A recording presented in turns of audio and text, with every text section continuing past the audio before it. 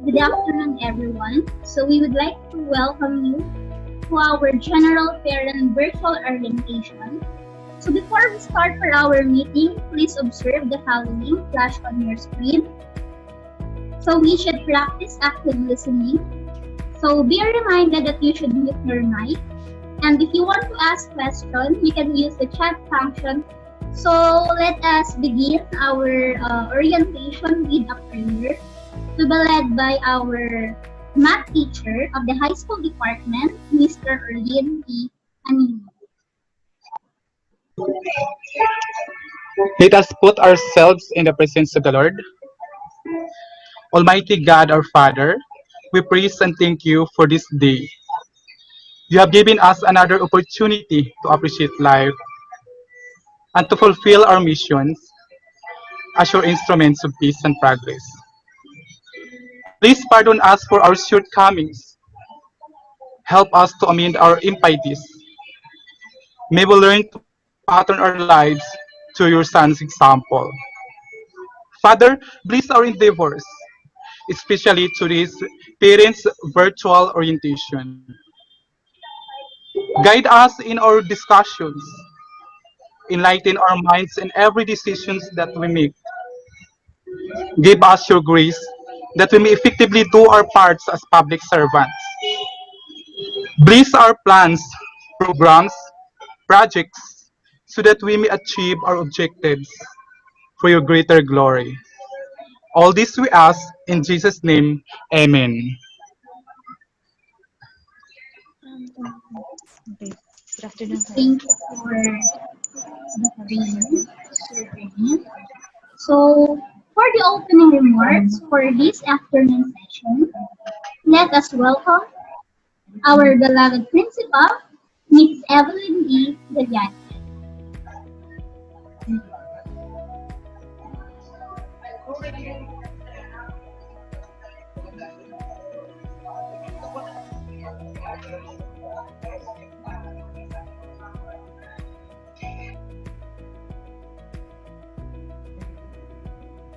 Hello. Sound check. I'm there.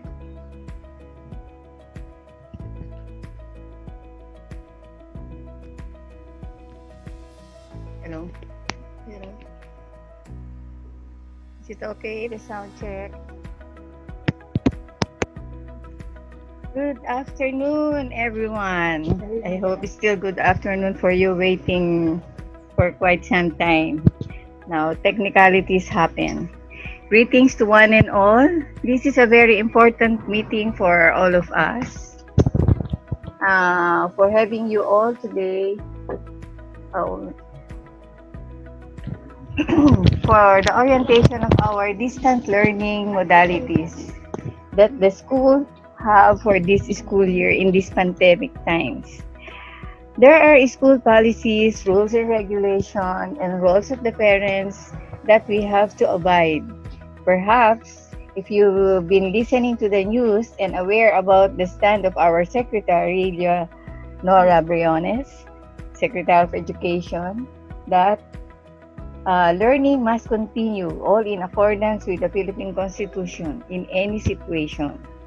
However, in this time, safety of all students and their family, as well as the teachers and the school community. And nonetheless, the local government is helping on that.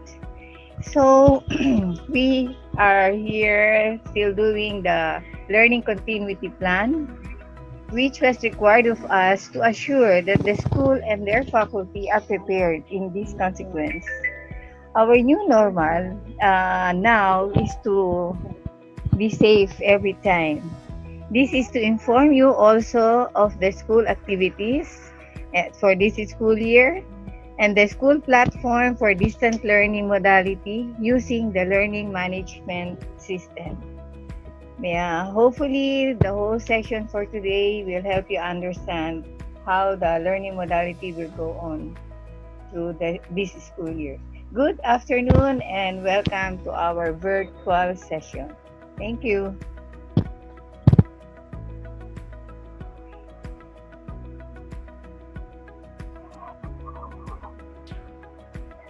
Ay, taga lang, Miss. Thank you for an inspiring opening remarks, Ma'am Evelyn.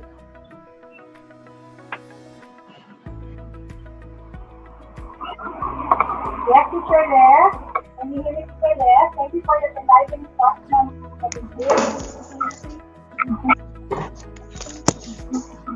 Thank you, Ma'am Evelyn. Thank you, Ma'am Evelyn, for that inspiring message. Moving on now to our highlighted part, the program proper. Distance learning can be both exciting and rewarding to some, while frustrating and discouraging to others. Distance learning offers you the greatest flexibility of learning but eliminates some of the traditional classroom benefits. To present to us the rules and regulations or policies on distance learning, let's listen to our ever-supportive school principal, no other than Mrs. Evelyn D. Deliarte.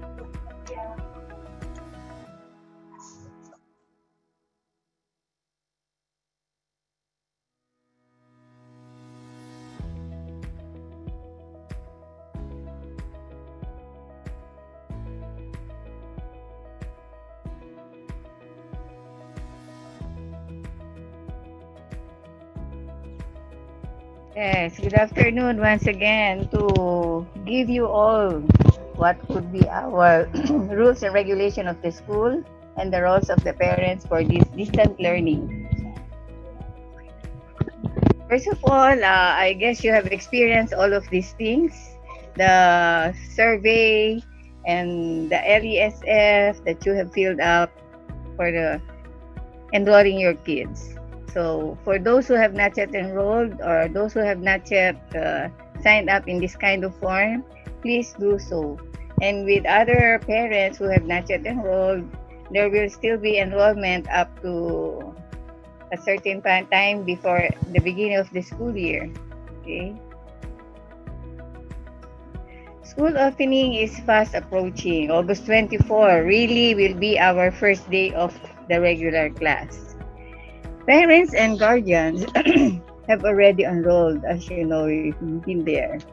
So the next thing that we have to do is to attend in the orientation, which we are doing right now, to the different teaching modalities to ensure and support and facilitate the learning of our children.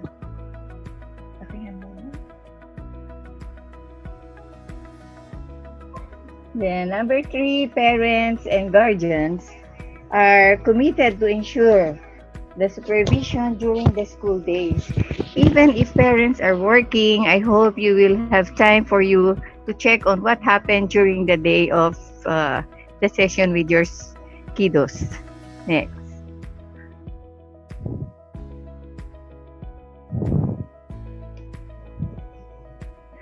So, welcome back to our school. The online distant learning modality at SMS will be Schoology. So, this time, know the schedule of the learners with their teachers. There will be two kinds of schedule. The synchronous and asynchronous. The synchronous, we will have an online face-to-face with your learners. And asynchronous, the time that other teachers naman will be facing your learners. And the one who faced up yesterday will have some seat work to do on the following day. Ensure also that all needed materials for their studies are within arm reach. Kailangan katabi nila ang kanilang kailangan. Even the ball pen, pencil, what to write on.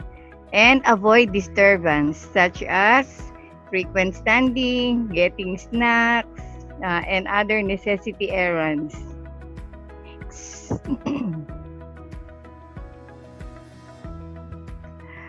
Know the guidelines of utilizing our online platforms such as the Schoology, which will be explained to you later. Some of them have video presentations and some other applications which should be ready on the gadgets of your learners. Kaya with this parents orientation, we will present to you the different kinds of links that you should know so that you would be able to prepare the gadgets. During attendance time or attendance call during the learning session, the camera of the students must be on para alam namin nandiyan si student, to show that the learner is present and ready in the learning place. Next, learners are being trained to be independent learners and independent achievers, individual achievers. All activities are or should be answered by them. Kahit na tayo offline, hindi namin kayo nakikita, honesty is still the best policy. Although, of course, the supervision of the parents is there, maybe the checking of what they have done could be done after. The coaching could be done after the session with the teacher. Okay, next.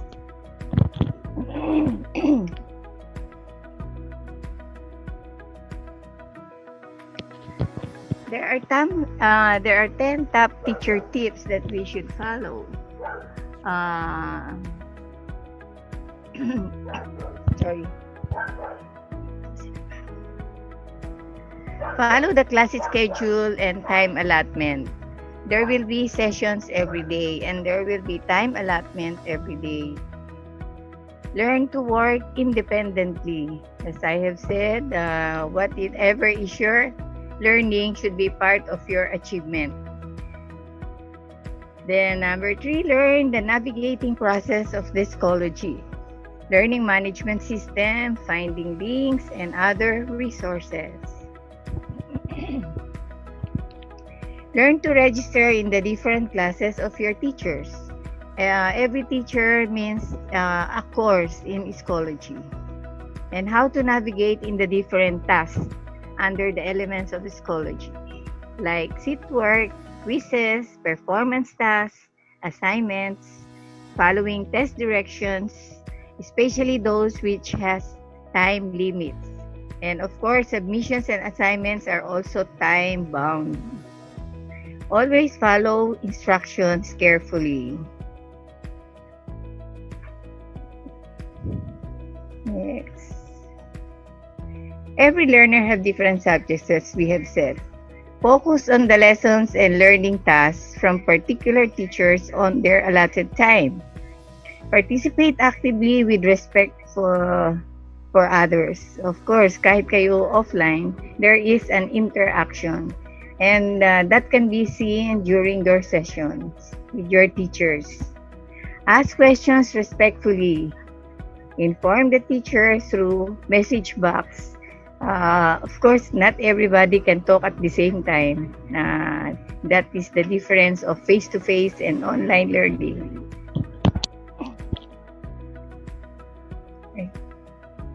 All resources, encourage physical activity,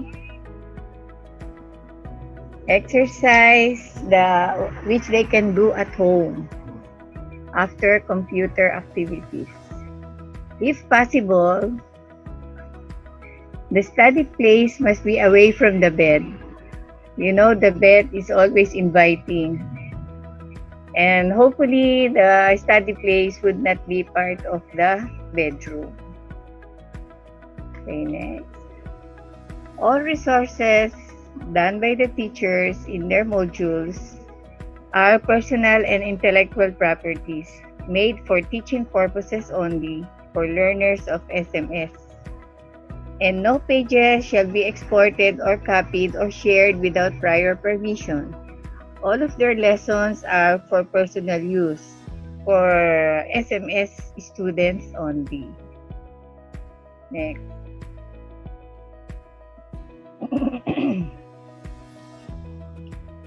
Begin and end the day by checking in. In the morning, you may ask your kids, what classes or subject do you have today? Do you have any assessment or test for today? Your kids will feel your support in that way. How will you spend your time? What resources do you need? What can I do to help you? Alam natin, ang mga parents are always helpful for their kids. And then at the end of the day, if you are a working mother or parents, still ask, how far have you got into your learning task today? What did you discover? What was hard? What could we do to help you or make you a better student tomorrow? Okay. Next. At home, you can post your daily schedule. I hope you can do this also with your own family, with your own learners. What time do they wake up? What to do before our session? What time is their breakfast? You have to plan that also with your kids so that they will know what time they are supposed to do other things before the learning task. Then every time, check on the time what subject they are going to do on that time. Also have time for snack time, lunch, and even after session of learning, schedule their time for extra time to play or other tasks to do. And also the bedtime. This is only a guide. So for all of us to know, online education happens this way. So ours is distant learning modality. What does that mean? That everything we have to learn is online. It's different from a blended learning that could have chance of face-to-face, but as of now, no face-to-face with our learning modality. And the platform of the school to show is the Schoology. Learning management system entails all the environment that could give or help the child in his learning activities. Next. The learners and the teacher. Every learner should learn to accept their achievement or learn by themselves. We also have to show you how the teachers are preparing from the webinars they have attended during the COVID time, beginning even April, March, April, May, and June. They have attended different kinds of seminars. They have participated on online training. They have prepared the modules for you. Other sessions and meeting in the school were all done online kasi hindi kami pwede magkita lagi. Then we organize orientations for different aspects such as these for the parents. Then another thing to do by the teacher is to monitor the learner's activity and progress. If ever there are chance for emergency needs, we have to coordinate with our barangay or if needed with our PTA for other things that they can help us. The orientation and assessment of the different learners and the tracking of their status shall all be based online. So your test ay online din yan. All the assessments will be online. If you are happening to ask, how about the things that you are doing in the books or the modules that we are being sent to you? They will also be graded. We will have a way of checking or giving grades to other activities done at home. So to our dear parents, your participation online and the training on adoption of the Google, of the Schoology, the Zoom meeting, the Messenger. I guess some of you who knows how to handle this will be very helpful in supporting the learning of your child. Review the prepared online session meetings as scheduled. Orientation of teachers. There will also be meeting with the parents and orientation of the teachers with you. And the first one is now happening. Monitoring of virtual classes. The principal also have the chance to monitor the virtual classes. And the parents also can monitor the progress of their students. Orientation on the use of modules online and the online platforms and video lessons will be given, such as this. Now, if there will be other things to know about online platforms, we will have a hands-on training also regarding that, and also a separate training for the learners. Consultations with teachers can be done. Even if it's online, it's not only your kiddos or your learners that are learning. We have to put in mind that parents are the partners of the teacher now in this kind of situation. So I hope we can collaborate freely well. Here is a sample of synchronous schedule. Synchronous means meeting with the students online. Asynchronous means this is the day that we don't meet the teacher, but there is a task to do, and they have other teacher to meet. So this is only a sample of a synchronous schedule. And we have placed a 10-minute break every after subjects. So this is also the asynchronous schedule, wherein we don't meet the child because they have tasks to do at home, but they meet another teacher on that day. Okay, and I hope you get enlightened with all the things that we shall do in this learning modality. And thank you for being around in this kind of meeting. And if you have any other question, maybe you can just chat it down later and send to our moderator with our chat box. Thank you very much for listening.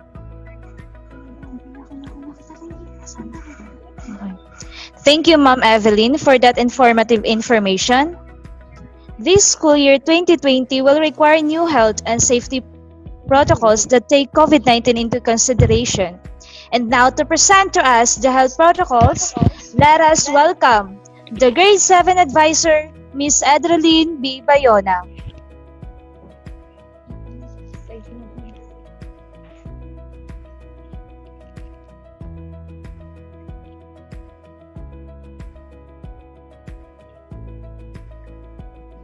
So, good afternoon to our dear school administrators, teachers, and our beloved parents.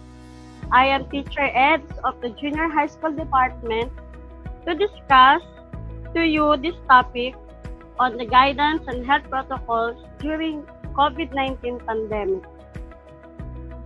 I know that you are already familiar with this health protocol, but still, we are here to let everyone be reminded again of the guidelines we need to do during this time of pandemic to ensure our everyday safety.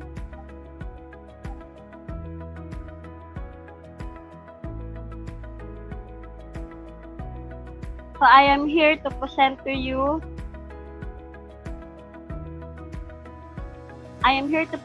these guidelines on how to prevent being infected of COVID-19. But before that, let me show you a short introduction of my presentation.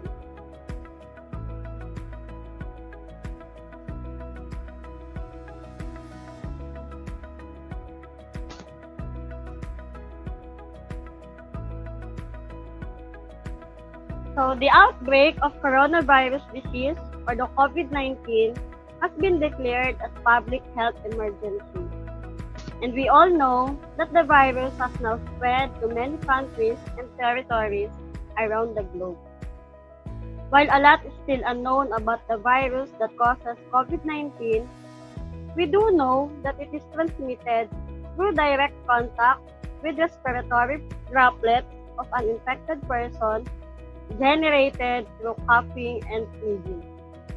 Individuals can also be infected from touching contaminated surfaces with the virus and touching their face unknowingly, especially the areas of the eyes, nose, and mouth.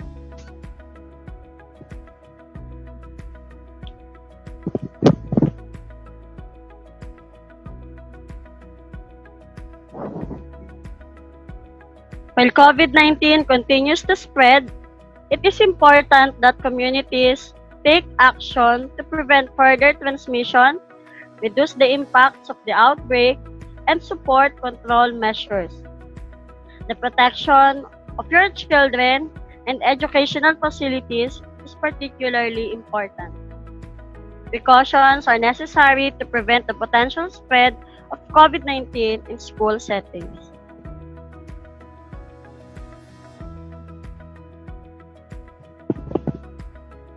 So I am here to show you an infographic on the tips and protocols to prevent the spread of COVID-19.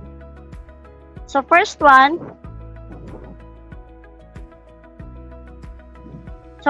we have wash your hands often with soap and water. And if you do not have soap and water, you may use hand sanitizer that is at least 60% or above the alcohol base or the alcohol content of the sanitizer. According to the DOH or the Department of Health, hand washing is the most effective means of preventing all the viruses, including the COVID-19. Let us be reminded to wash our hands frequently with soap and water for almost 20 seconds or 2 rounds of happy birthday. And if soap and water is not available, we may use our alcohol-based hand sanitizer. Next one is to clean and disinfect frequently touched surfaces. And what are these frequently touched surfaces? So you have the doorknobs, tabletops, our gadgets at home, and other surfaces. And please be reminded that after disinfecting these mostly touched surfaces, we should always wash our hands to get our hands clean every day and most of the time. Third one, we should stay at home when we are sick. And keep your children at home when they are feeling unwell.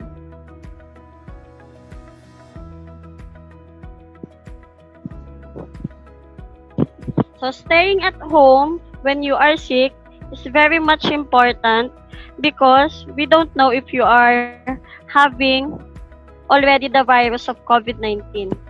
So if you feel having a fever, please take a leave of absence, or you may be isolate yourself for at least 7 days when you show symptoms and just go out when all symptoms have gone away. The fourth one, we have cover your mouth and nose with a tissue when you cough and sneeze. If you do not have tissue, cough and sneeze into your upper sleeve or elbow and not with your hands. So during this time of pandemic, practicing good cough etiquette is very much important. When we feel to sneeze and cough, we should always cover our mouth and nose using a tissue, or when we do not have tissue, we may use our sleeves or at the back of our elbow when we want to sneeze and cough. But afterwards, do not forget to wash your hands properly after you sneeze and cough. Next one, try not to touch your face with your unwashed hands. We all know that our face is sacred. Please do not touch our face with our unwashed hands. Only touch our face after we wash our hands with soap and water.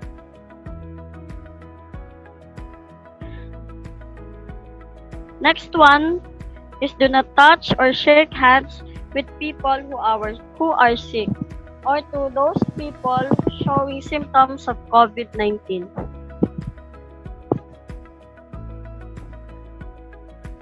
Next slide, please. Then for our safety and to the safety of others, always wear our mask. Wear our mask properly. Make sure it is fully covered. It fully covered our nose, mouth, and chin. Remove only our mask by holding only on the strings.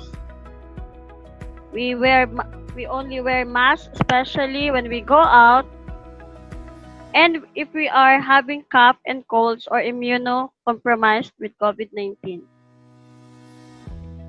Social distancing, as we mostly hear. Social distancing means keeping 6 feet apart from others or at least 2 meters.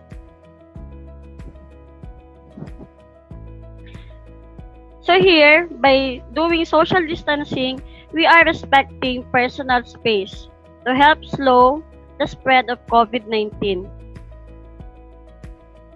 Maintain at least a distance of 6 feet and 2 meters, particularly to those people who are coughing, sneezing, and showing fever. Avoid crowded places. So please reduce spending time in public places, reduce our time staying in poor ventilated areas, and attending to mass gathering activities. Last one is to look after yourself. Eat well, exercise, and look after our mental health. Boost our immune system by eating nutritious and balanced diet, getting enough sleep, having regular exercise, and drinking plenty of water and fluids. Because we all know a strong immune system will be better able to fight off COVID-19. And subscription po, that students will not have to pay for anything more apart from the school fees po, because we understand the situation of the family, especially nowadays po, that we are experiencing the pandemic. So we are partner with thinking of ways to still effectively conduct our online sessions for our learners. So ito nga po yung online platform namin with your school po. Okay po? Ayun po yung sagot namin. Thank you po. Okay, thank you, Teacher Les. Okay, next question po. Sabay-sabay po ang schedule ng every grade level. Katulad po sa akin, 3 po ang grade school ko. Hello, anak. Ano pang gagawin by Jeremy?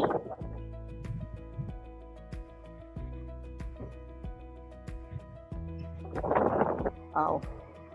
Okay, kung may I answer that question. Kung sakali man na gano'n na, of course talaga magkakasabay-sabay ang tatlo. We'll give time o kaya ay pwede namang maging module ang iba. Or we can get the assignment or the module from the teacher.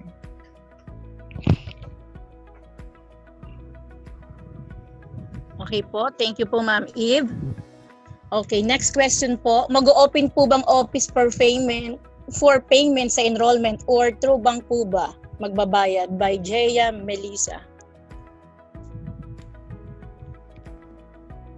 Again, may I answer that question?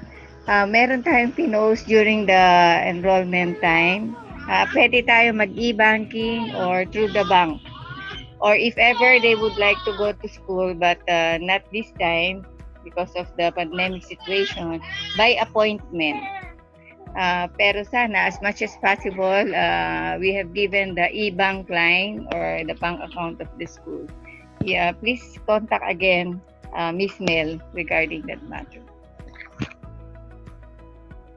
Okay, thank you po ma'am. Okay, for the next question, by flag ceremony pa din po ba before yung proper class? By Angela Peredo.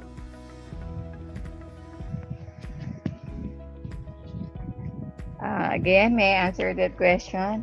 The first teacher will be in charge, not really every day, siguro MWF, we will have the patriotic pledge and prayer. Thank you. Okay, salamat po. O, next question po. Tanong ko lang po kung kailan po maibibigay ang report card po. Coming from Rochelle Rio. Again, may I answer that question? All documents have not been inspected yet by the division office. So we are being told to postpone the release of official documents. Now, if you would need a copy, pwede naman pong makapagbigay kami ng Xerox copy. But the official document can be released maybe by October yet, after all the documents of the school had been inspected by the division of Pasay. Thank you. Okay, salamat po, ma'am. Okay, next question po. Pwede pong pasend yung start ng class na August 24 by Miss Shangri-La. Ano kaya ang isisend the class schedule by August 24? If ever add a date, ano kaya ang gusto niya, the class schedule of August 24? It will be sent by the advisor if needed. Thank you. Salamat po, ma'am. Okay, next po. Sa first day po ng class, gagamitin na ba agad yung Schoology? So we need to secure an account right before on August 24 from Miss Ana May Dumlao. May I answer the question po, ma'am? Diba? So, okay pa. So, for this po, actually po, we will be conducting hands-on po. Diba? So, aside of this parent orientation for regarding the Schoology, our online platform, we will also be conducting an orientation for our students po, so that they can be familiarized po with the Schoology. So, magkakaroon din kami ng hands-on, especially po sa ating mga learners, para din po guided po sila. So that po when the classes start po by August 24, they are ready na po talaga sila for the use of Schoology. So, we will be announcing also for the orientation and hands-on po, doon naman po sa ating student. Okay po, so, yun po, don't worry po with regarding po doon sa account po ng ating mga anak po, kasi the access po, the creation of the account po, is i-update po sila ng mga incoming advisors nila. So that by August 24, as they proceed with the subject orientation by grade level po, to be conducted by each class advisor po, alam na po nila kung paano gumamit po ng online platform na po. Okay po? So thank you po. Thank you, Ma'am Leslie. Next question po is coming from Miss Josephine. Yung certificate po ba ng recognition nila, kailan po pwede makuha? Yung certificate po sa recognition. Hello. Hello po, ma'am. Yes po, ma'am. Siguro pagka napirmahan na natin lahat, kasi papasakit pa natin yan, or we will request the permission of the division office. All the certificates can be given ahead other than the report card. It will be announced. Thank you.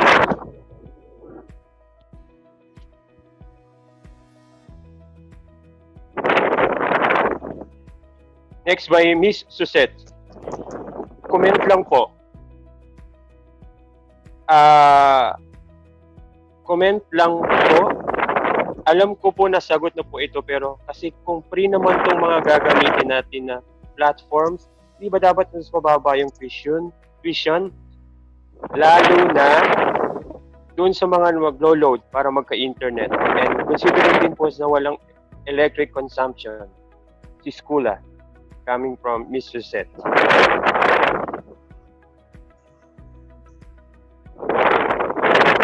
Yes, ma'am. Sino po ang makakasagot? Hello. Yes po.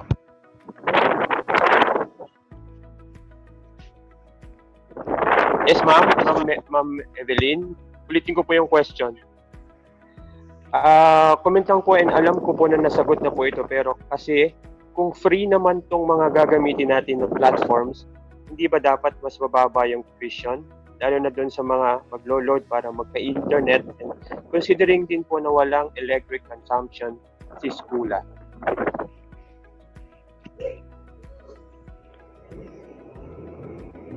Well then, we have used the preparation like this. Nagamit naman tayo ng ating mga internet during the preparation of that pag-aaralan na bibigyan natin. But then, the internet connection will also be used by the teachers in the school if we are already allowed to come to school by after this August 18. No?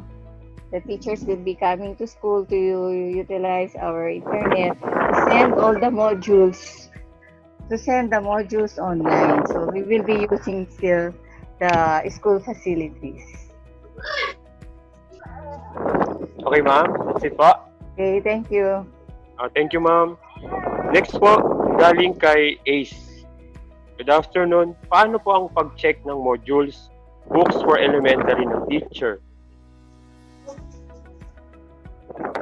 Paano daw po ma-check yung mga module, books, and books for elementary teacher, ng elementary ng teacher? Okay, the module, no, I mean the checking of the books. Kung hindi naman tayo mag-face or they will not submit the books to the school, it will be pictured or pwede namang photoshoot na lang yung exercises done in the book so that they will not submit anymore the books. Say yung carrying out from one place to another of the material would also be unhealthy for us. We don't know saan nanggaling, saan nagdaan. And pagbalik ulit sa bahay, the safety of it, hindi rin natin alam. So it is safer for us to picture the answer sheet from the books and pwede na yun. Or report. Yes, ma'am. Para pong screenshot, ma'am. Tapos po merong Okay. signature na lang po. Yes, screenshot. Yes po. Screenshot tapos Thank you. merong signature. Tapos po yung date. Okay po. Thank you, ma'am. Oh! Parang maingay.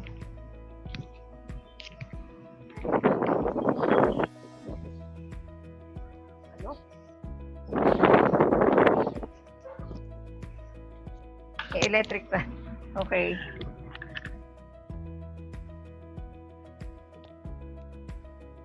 Wala na po bang question, parent? Okay po. Last one question. Okay po. Marami pong salamat.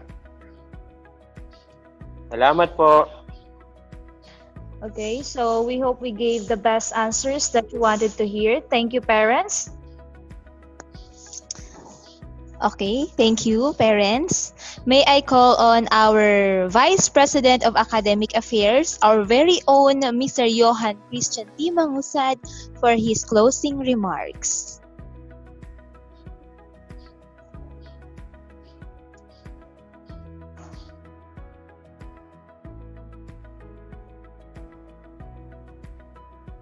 So, good afternoon. Ayan.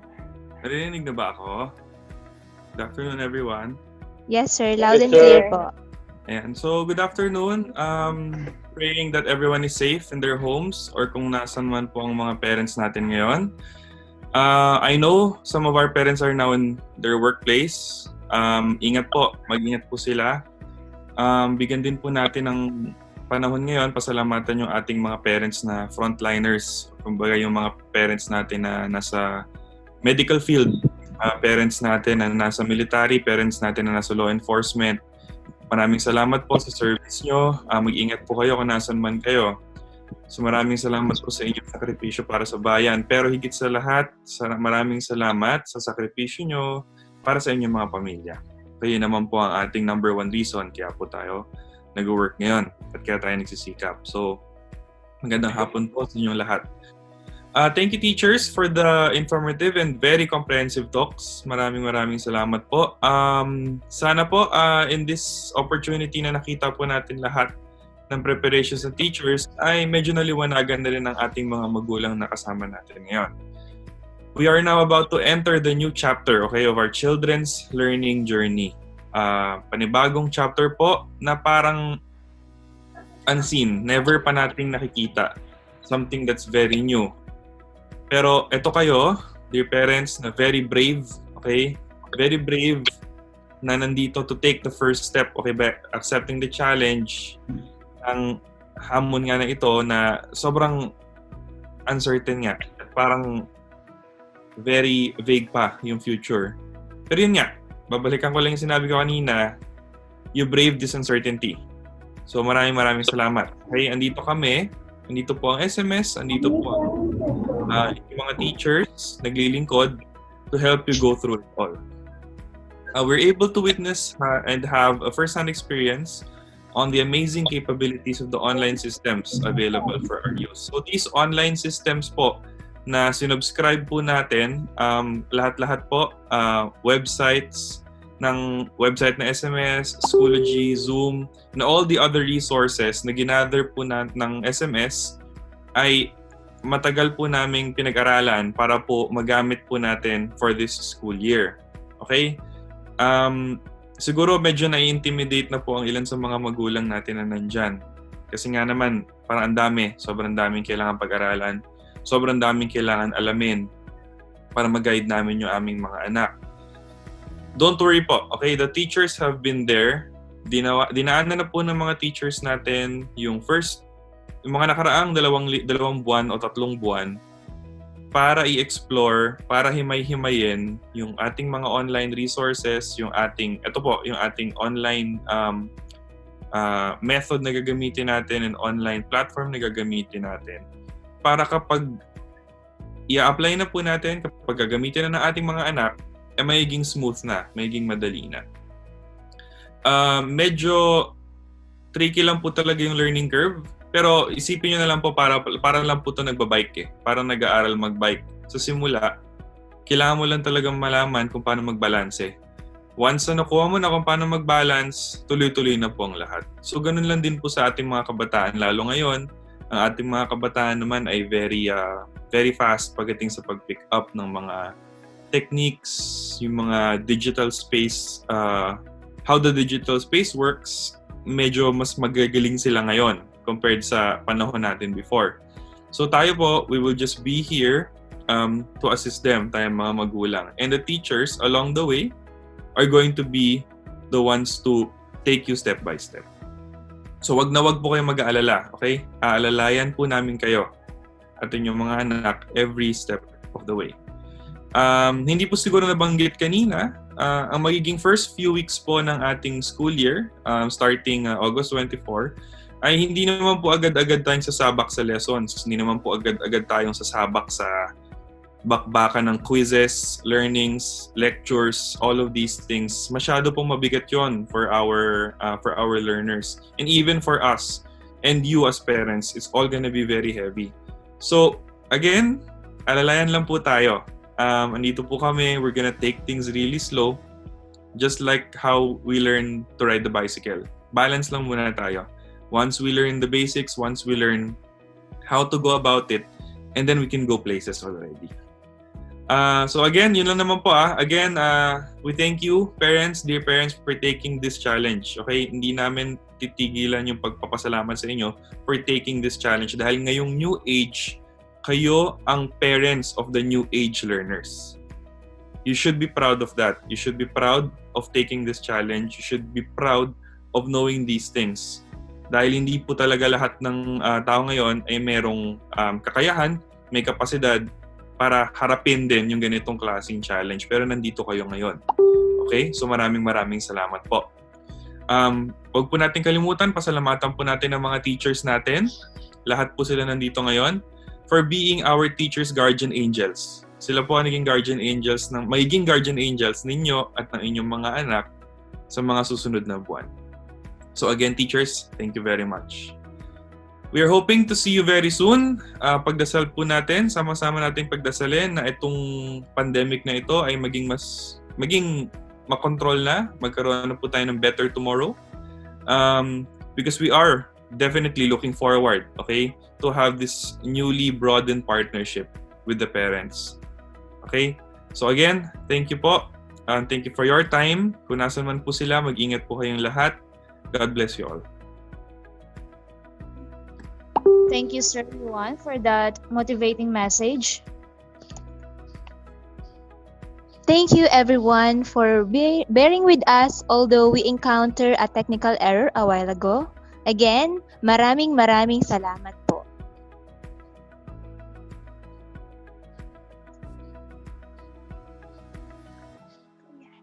Okay, so we thank you for staying with us until the end. This is the end of our presentation. Once again, good afternoon and have a good day.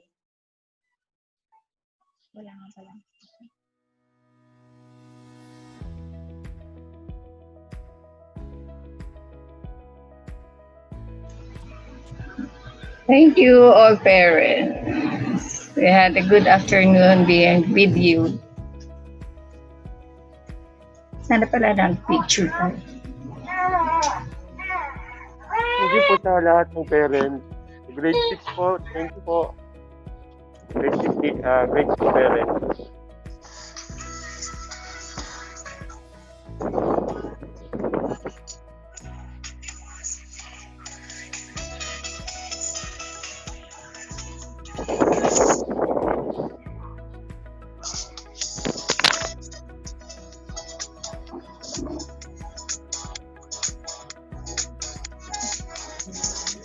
Thank you din po sa mga parent ko dati. Wala po ba tayong tutorial? Thank you very much. Pwede sila mag-unmute. The parents can unmute their phone. Yes po. Tutorial po. Pati yung yung video.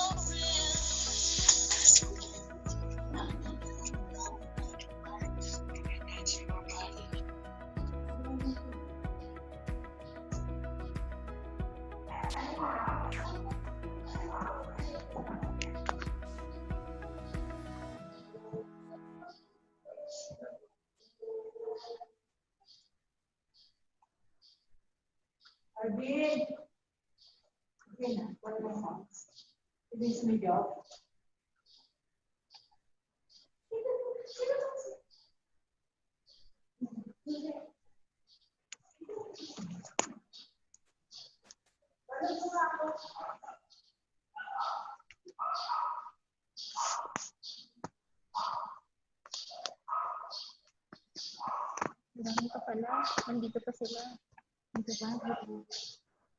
Picture tayo. Kasama si mga parents.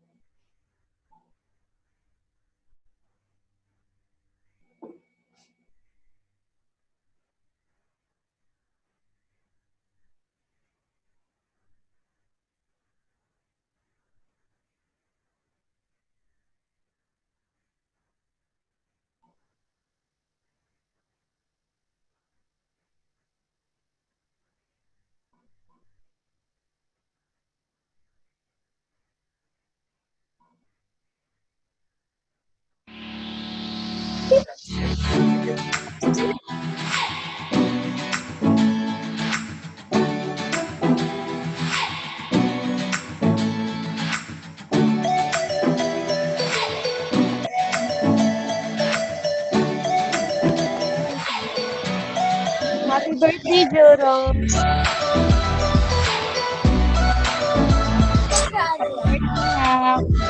Happy birthday, Joro! Thank you. Happy birthday. Love you, love you. Thank you, Teacher Alet.